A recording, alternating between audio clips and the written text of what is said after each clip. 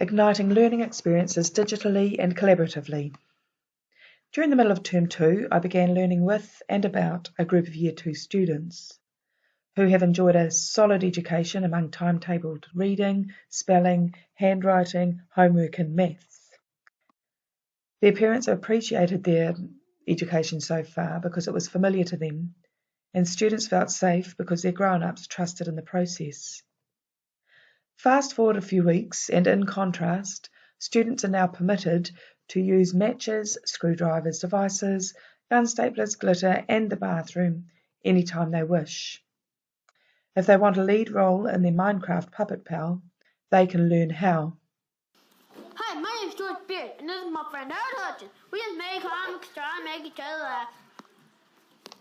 And this old guy is Mr. Crook. He's the worst principal in the world.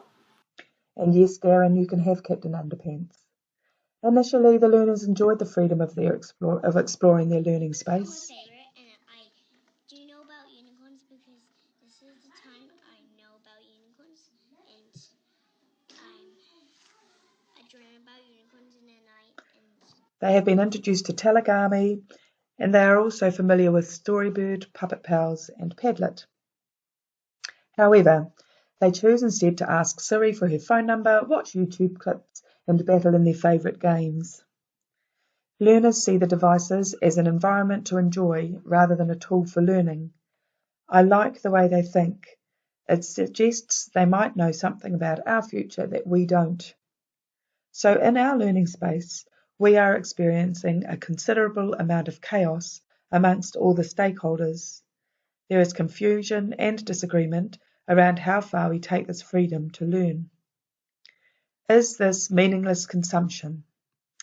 Or is it students learning vital skills in a digital environment? Is this the playground of the new millennium?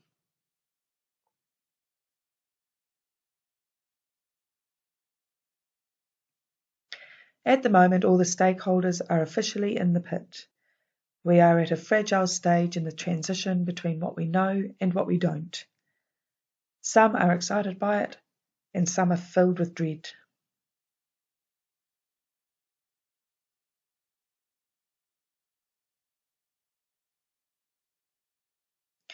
Taking into consideration all the stakeholders, how far do we take this freedom?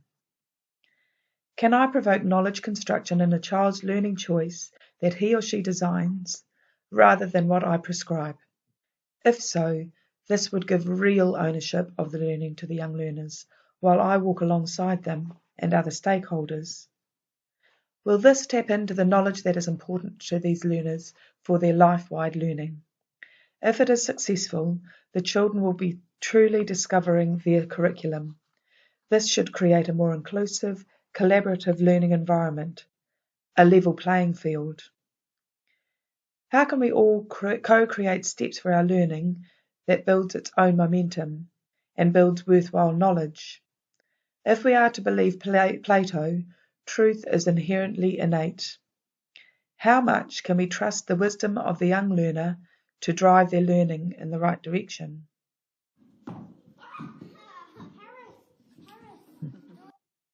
And while Piaget would have us believe experiences and impressions in the world affects thoughts and knowledge, which experiences are important and which discussions do we need to have? The stop-start, finite nature of learning tasks, even on devices, is not enough. How do learners extend and enrich their experiences? Using the context of their playground, learners will be encouraged to develop thoughts and ideas both in the real world and in virtual reality, highlighting the collaboration within their story.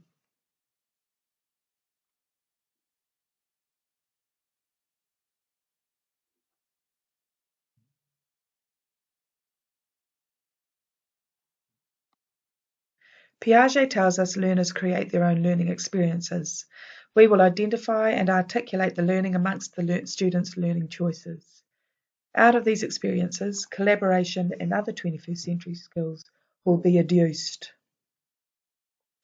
With my knowledge of the curriculum and my growing understanding of the 21st century skills, Conversation, discussion, debate, and communication will be a significant element of this learning process. Learners will collect evidence of their learning to create narratives to share with their community. Each learner will populate their blog to be shared and celebrated with family. Learning vocabulary will be a deliberate part of our learning day.